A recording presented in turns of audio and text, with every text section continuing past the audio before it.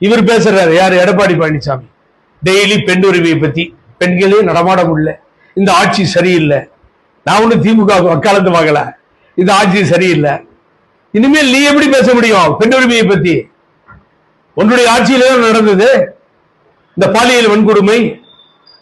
அங்கதான பொள்ளாச்சி ஜெயராமன் உட்கார்ந்து இருக்காரு, துணை சபாநாயகரா.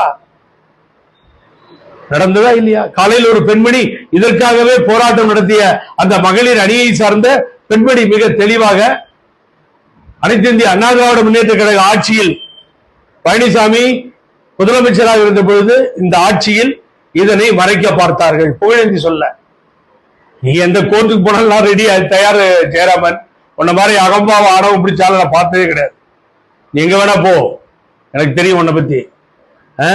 அப்ப நீங்களே சட்டமன்ற உறுப்பினர், உங்க தொகுதியே அதிமுக தொகுதி, இந்த நாட்டை ஆளுகின்ற முதலமைச்சர் அவர் கையில தான் ஹோம் மினிஸ்ட்ரி, உள்துறை, அத்தனையும் வச்சுக்கிட்டு தானே இந்த கொடுமைகள் நடந்திருக்கு.